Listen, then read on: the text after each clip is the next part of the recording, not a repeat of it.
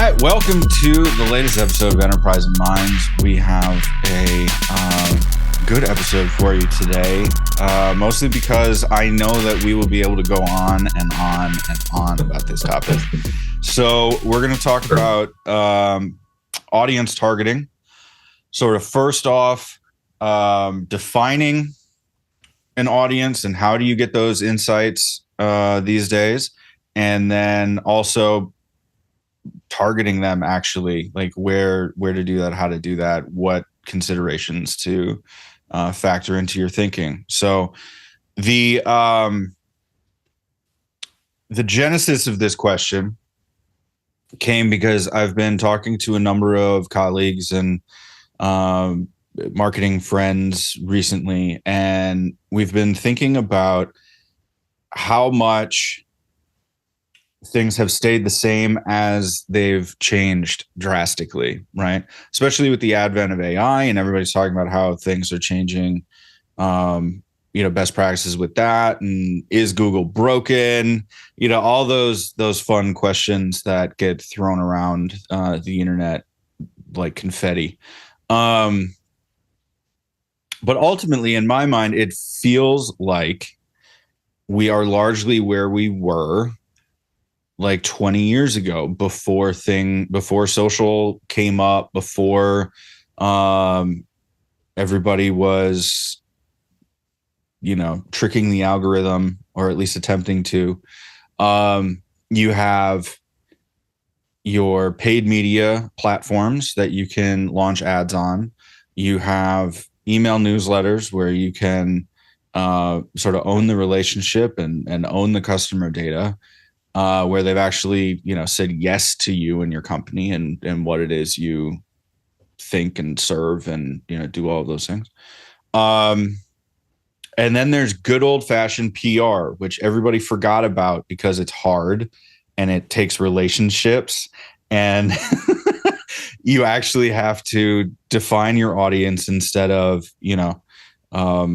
just uploading similar audience, charts to your ad platform. So Alex, as the resident media guy here, why don't you get us started off with your thoughts? Do you accept the premise? Do you resonate with it? Where are you going? You're right in terms of things haven't changed a lot over time, but I think the avenues and channels change over regularly. Like if we talk about too far back, you're going to hit MySpace, and then it became Facebook, and then Instagram didn't even exist at that time. So it's like some of those names have changed over, but honestly, you're still advertising to these various similar markets. Right. The prominence of LinkedIn rising, I think, is always kind of an interesting one, especially in the B2B space. That was always like a super expensive but not great place to throw ads. Even I'd say 2010, maybe even up to like 2015, it was kind of questionable. It was getting better, but like, especially in the US, you were talking like a cost per lead of 30 to 50. You get it down to like maybe 17 on a good day. Mm-hmm. Twitter would give you always overinflated numbers because they really couldn't understand that it seemed like their monthly active users worth anything. So their numbers that you give you on volumes were a joke. Right. If you're trying to budget off of it, it was like, take that and then maybe drop it by a third or maybe even half. And that's actually what you're going to be able to spend. Like, I don't know. And there's always a tiny market, and of course it's gotten smaller. Mm-hmm. So there's a lot of split like that that's happened. I think it depends a lot on the type of industry that you're in. So retail media has picked up like crazy. Right. So if you want to advertise on Target.com, Walmart, Amazon, all the rest of those, that's a huge powerhouse that has a massive amount of budget being thrown toward it. Right. Not as much if you're in the B2B space. B2C, absolutely. B2B, not really. So I think that targeting and finding your audience is similar to the way it was back then. I don't really think it's changed a whole lot, especially when we get to the idea of like first party versus third party data. Third party was this hope that if you mash all the data together, you'll come up with audiences that may or may not be actually there and may not exist to the size that think they will be. Right. And that's proved out true. Those numbers are sometimes good, sometimes bad, can be typically very overinflated data points though.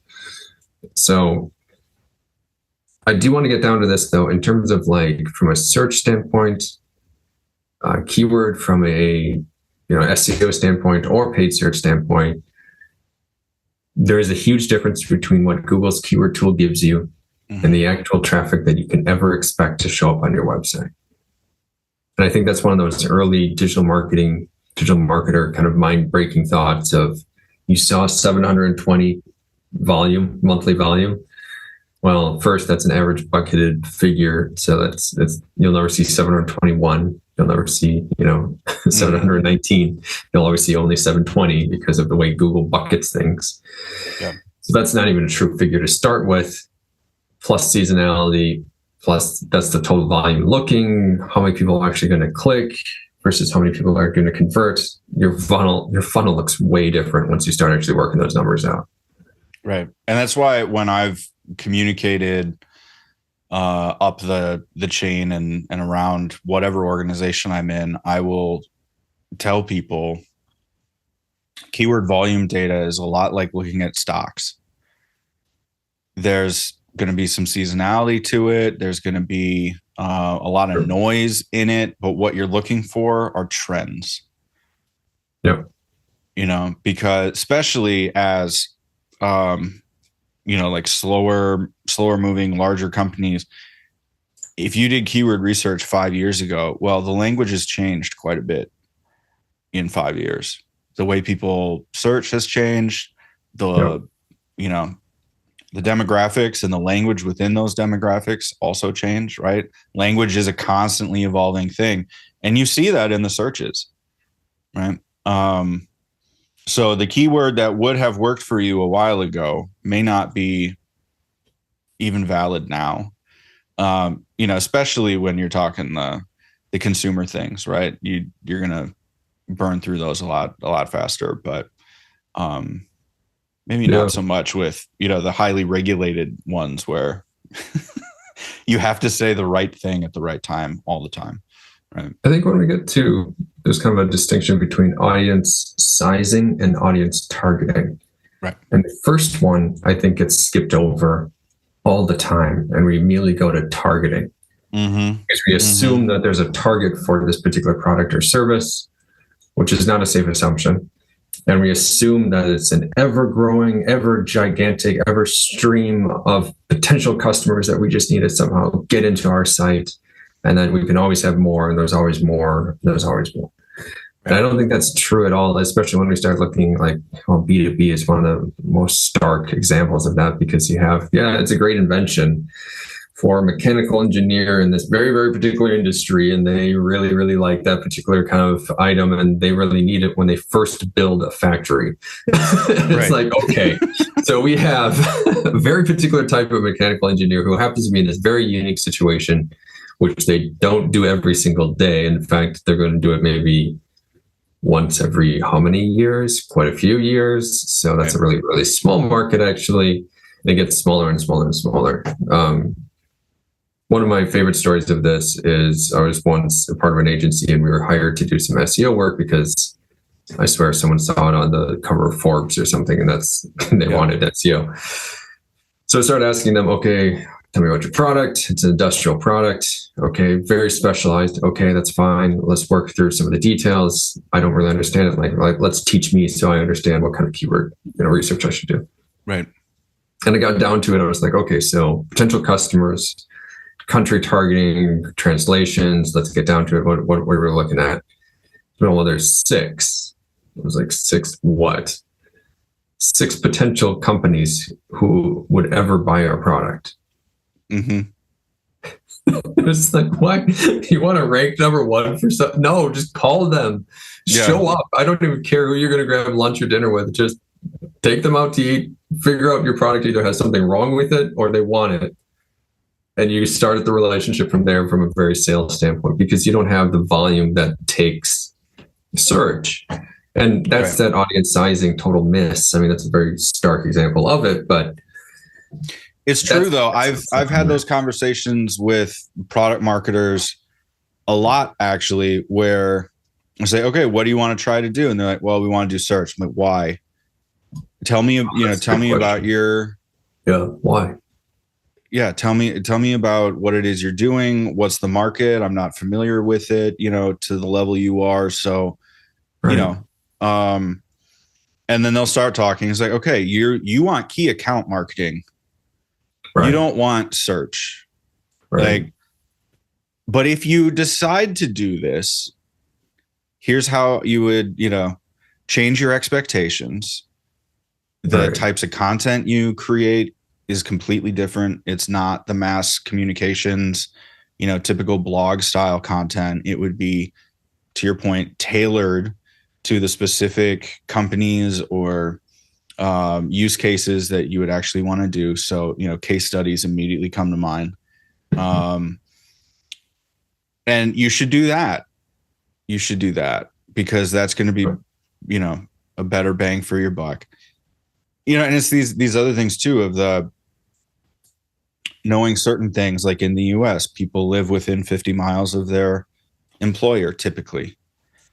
Okay, that allows us to do some very basic geofencing. Like if we're going to promote our ads on LinkedIn or Google ads or YouTube or whatever, like, great, let's target these people within a 50-mile radius of this headquarters or this particular event that's going on. That's an industry event. Unless it's in Las Vegas, then forget it. Because everybody's flying in. Trade show capital of the world, I swear. Exactly. Yeah. Yeah, that's a really good point because you can think of it like I was thinking about it almost like an email campaign because you build out different campaigns for different purposes, but you also, your day one email looks a lot different than your week 17 email. Right. So, and if you think of that same kind of flow and think of all the different marketing tactics as just a part of that same flow, you're probably a lot better off than narrowing in on a particular tactic like search and saying, let's start there.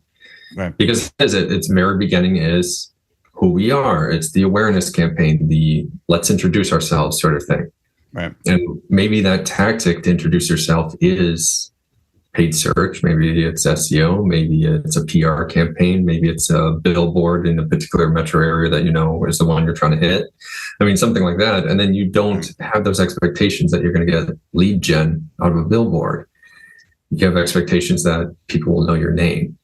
And that suddenly changes like that whole shift. And all the way down, it's like, okay, well, week 17 should be a salesperson calling them. And we don't expect a billboard to do that job at that point. You know what I found interesting? Last summer, I was in San Francisco, and it happened to be when one of the Google events was going on. And I'm stuck in traffic getting, so you're in San Francisco. Yeah, exactly. And I was fascinated by all the billboards that are around because, they were all analog. Wow. Which, Silicon Valley, you expect everything to be digital or like holographic or whatever else, right? Especially with the volumes. Yeah, exactly. But as I was sitting there, I was thinking to myself, okay, how many of these are vanity plays, for all of the little guys that just got the venture funding. But then the other part of it too is if you are constantly stuck in this traffic and you are targeting people in the tech industry, sure, this could be a really smart play because you might actually get more exposure on that billboard than you would a typical billboard because, the traffic is so slow for so often. That might actually be one of the smarter plays instead of trying to compete on the digital spots that are more easily ignored.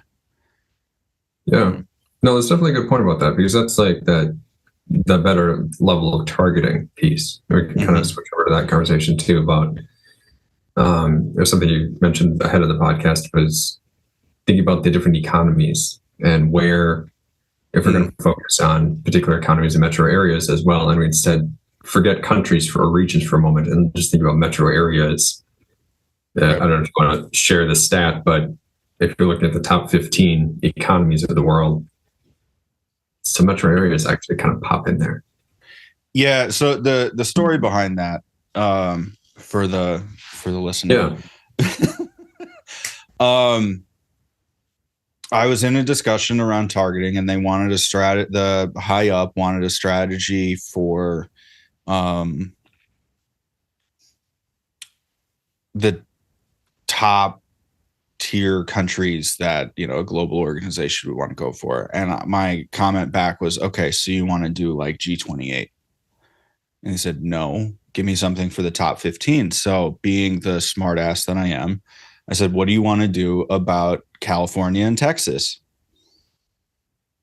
And, you know, it was a joke, but at the same time, it's a valid question, because if you look at the top economies in the world as of May 10th, 2024, California and Texas are, you know, numbers 11 and 15. So if you actually think about the cultures between California and Texas, even on like a very surface stereotypic level, you probably should handle them as separate entities, separate countries, because the cultures are very different, and the messages that will resonate will most likely be very different.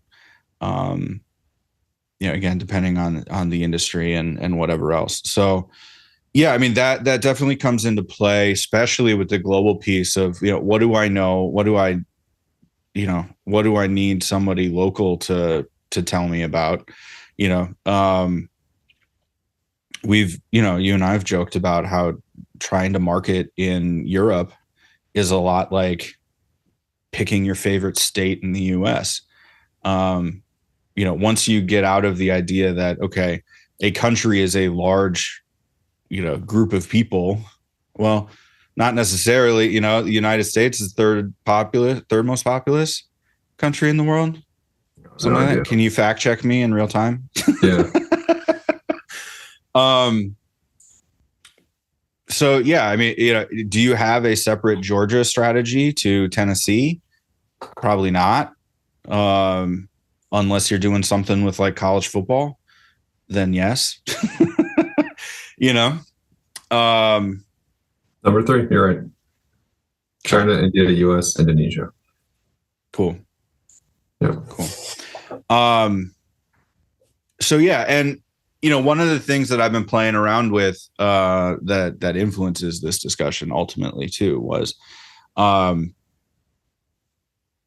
you know, the three of us, I think I can speak for the three of us, are fans of Rand Fishkin and what he's done with Moz and what he generally talks about online. And I was using his SparkToro audience tool when it first came out, and I thought it was great, but it was very limited to just Twitter data. And you know, then Elon bought it, and they had a, you know, oh crap moment where, you know, the APIs were being shut off, and now all of a sudden your tool is kind of useless because you don't have the right data there. And what they've done with the second version of SparkToro is really interesting to me in terms of finding your types of audiences. And I'll just say from the get-go, we have no affiliation with them other than just putzing around with the tool.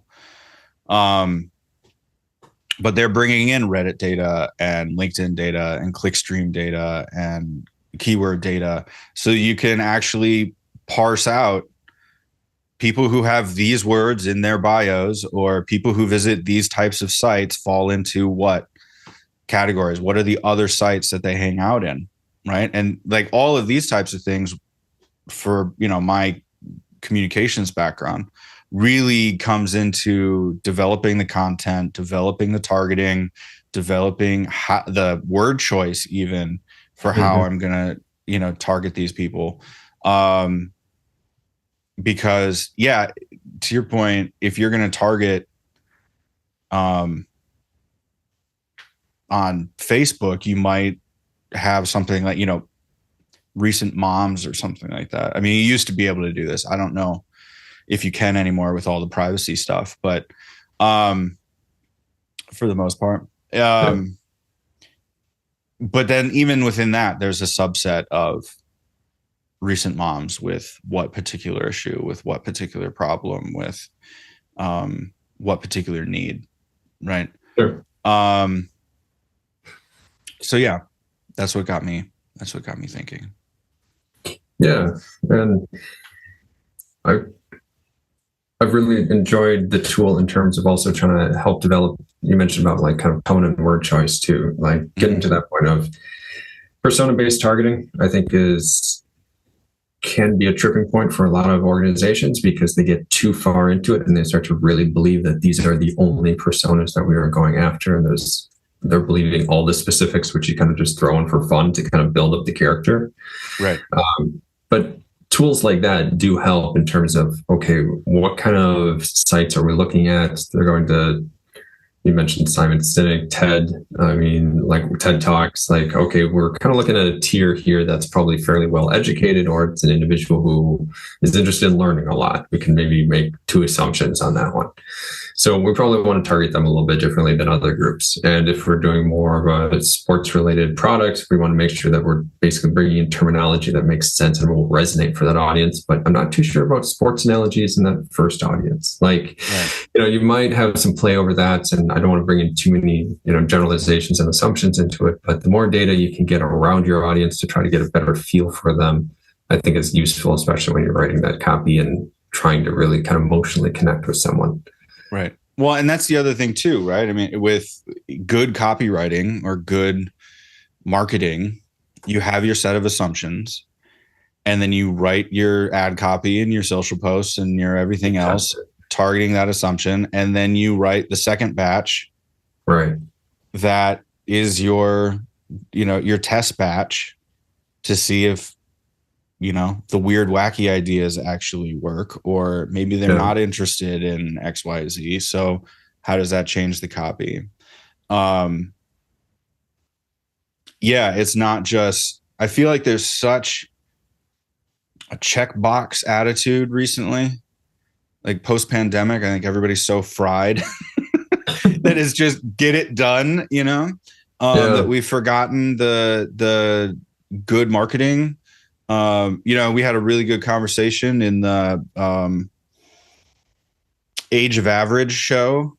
If anybody hasn't listened to that one, that's probably one I'm the most proud of.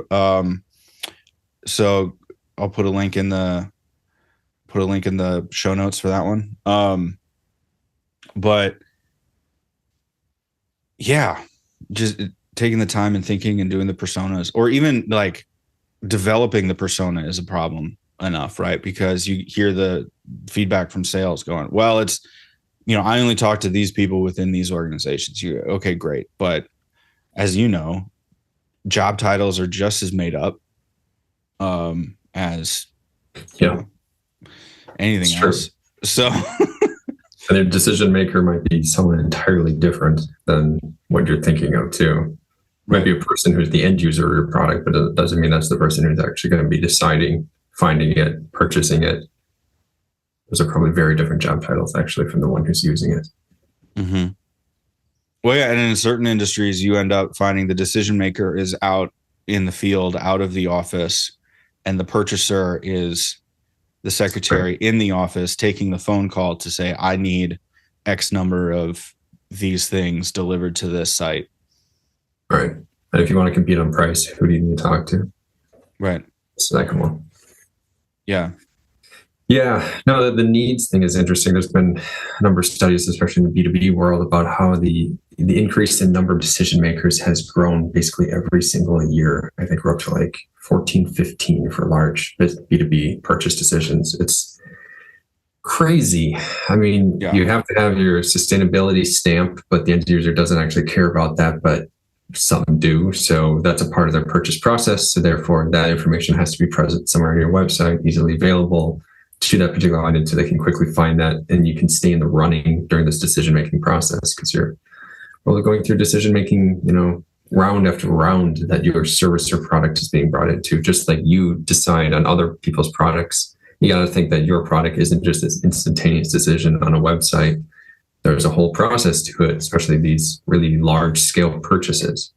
Right. And having all those elements and really understanding your audience and really knowing your audience, I think that you do get down to it. I think you're right, Dave, that post-pandemic, it seems that we're so focused on quick decisions and like email turnaround than really good, smart decisions. It might take some time, it might take some conversations, and it might take a random mix of maybe different types of facilitation to really kind of get those good ideas out of there. But you have to understand your market before you start targeting your market. And that it's so easy to start up a campaign. I think it's easy to skip that step and say, yeah, we are spending money towards X activity. And the moment it doesn't work, this type of activity doesn't work for us. I can't tell you how many times I've heard that. I'm sure you have as well, especially with agency life of, we tried fill in the blank, social, search, SEO, email. In the past, it didn't work for us. Therefore, we're going to just write it off. It's like, did you do it well? Or you get the flip side of it too of, I don't necessarily believe in this tactic, so I'm going to hire an agency, see what happens. And if it works well, I get to claim credit for hiring this agency. If it doesn't, they're fireable. Yep. And you get that political bend too, which, yeah. So many war stories with that one. Yeah, that one gets, cool. So, I mean, in a previous conversation, in a previous episode, you did talk about your figuring out pricing or price targets for your advertising. Do you want to cover that one more time? You'd have to refresh me a little bit more than that. So that was, working backward from what is your, is $250 per click? Oh, sure. Or the margins on the clicks, right?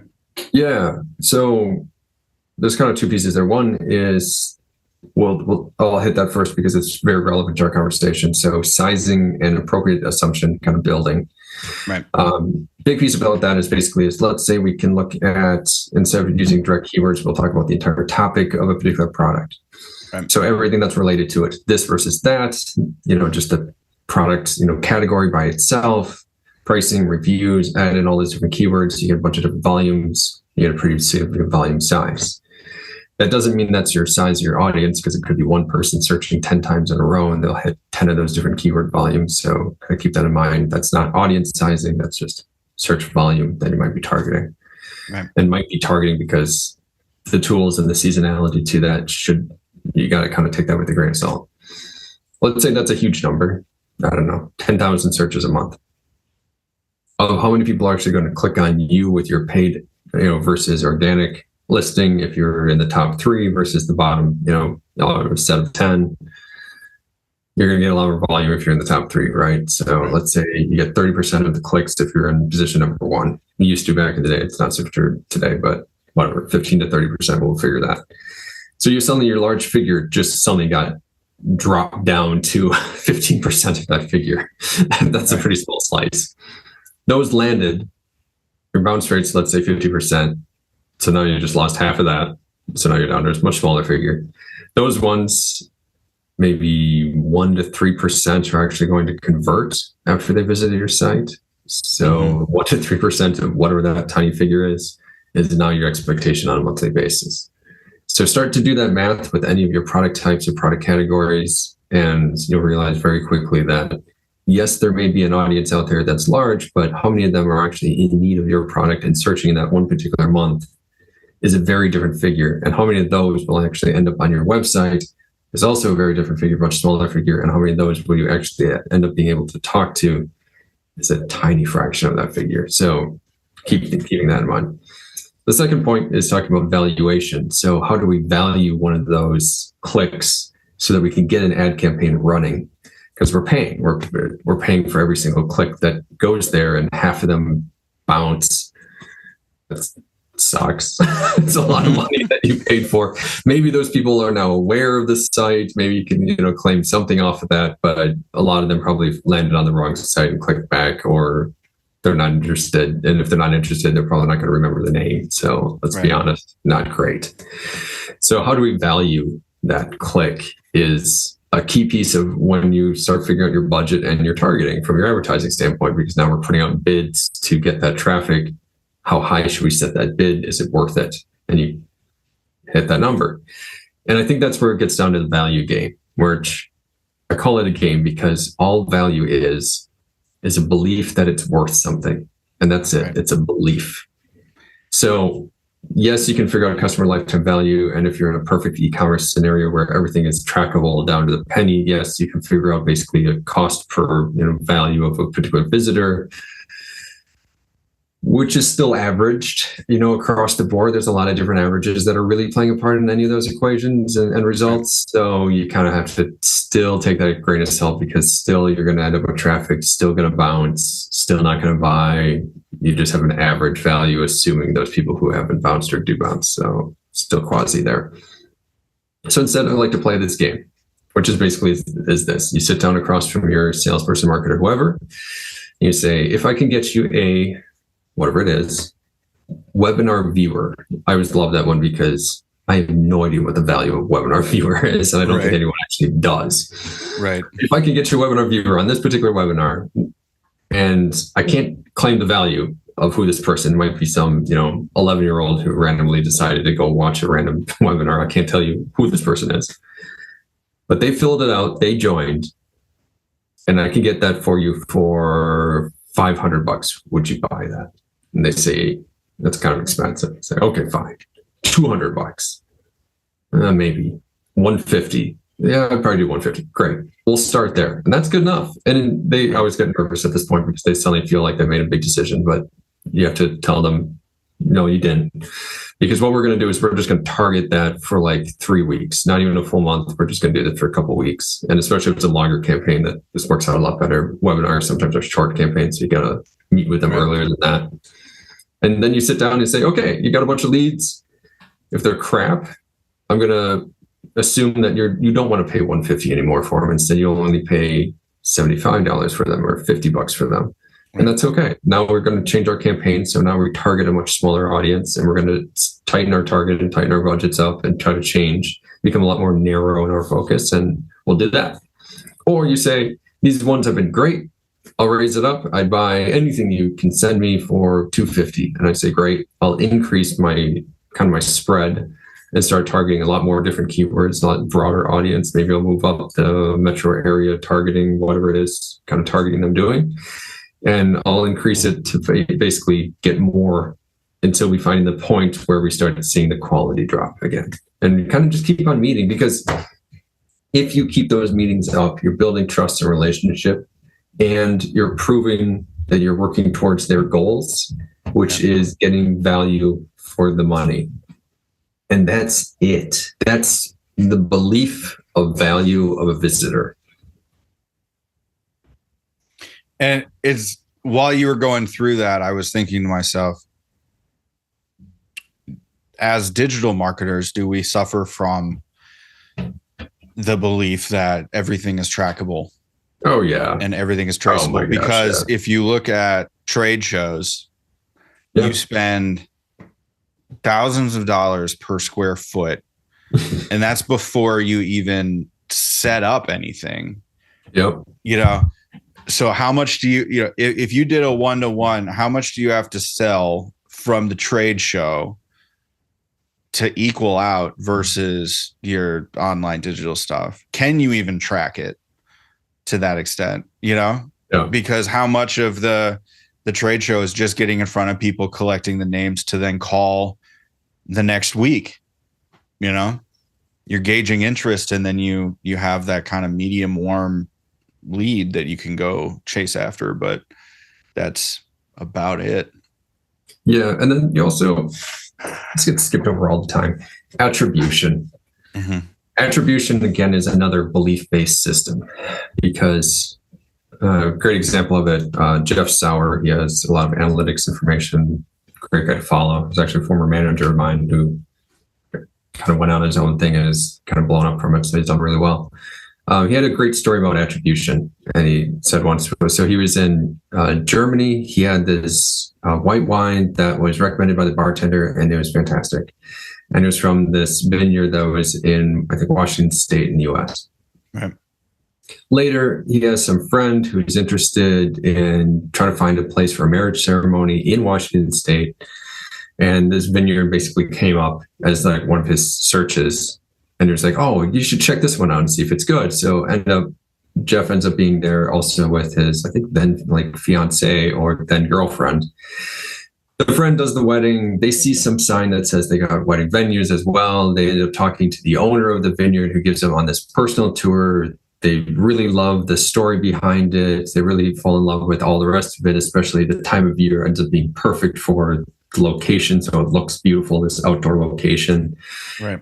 To rent the venue is very expensive. I'm going to say, I don't know, $30,000. So some large figure it was really quite a reasonable or quite a large value to put on this thing, right? Right. The friend has his wedding. It's great. It goes well. It happens to be good weather that day. Jeff does, I think, his there. Great. Then becomes the question, what sold that venue that day? Right. Was it the bartender in Germany, first touch attribution? Right. Was it the friend's wedding, last touch attribution? Was it the combination of all these different events and scenarios that somehow basically all created this emotional connection to this various location and ended up being perfect for their particular event and timing and family who happened to be located in the area and friends who happened to be located in the area, and then it made sense instead of flying people in? Like, there are so many aspects to these decisions. So then it gets down to that trade show. Maybe the first touch to that trade show was paid search or SEO or billboard. Right. And the last touch was that handshake that was done at that trade show with that business card that said, let's wrap up the deal that we've been talking about. We're going to sign today. And maybe you get a sign on the day of a trade show, which would be amazing. Usually it's leads instead. But then I still am going back to that like email campaign view of every tactic has this value, and you're building up this funnel, you're building up this traffic funnel that basically leads you down to this sale. I can't claim that that trade show was awareness. I can't claim that that trade show was anything on that board, but it was a part of the process. And it did help if the trade show you feel was successful, and again, feel was successful. Maybe you feel that it's worth it. Mm-hmm. But yeah, tracking, you can throw a QR code on anything, but good luck. Mm-hmm. Mm-hmm. And then the numbers never match. I don't know. That also seems to be a hidden dirty secret of digital marketing.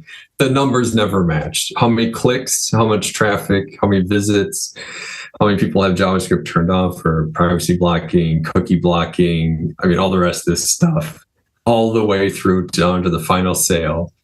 The numbers do not match. And to try to think that you can track someone absolutely perfect 100% of the time is a lie. Like, well, and that's even with the scenario you talked about with the 100,000 search volume and then 30% click-throughs. Oh, you have no idea. Yeah, at least a third of the click-throughs that you get will be,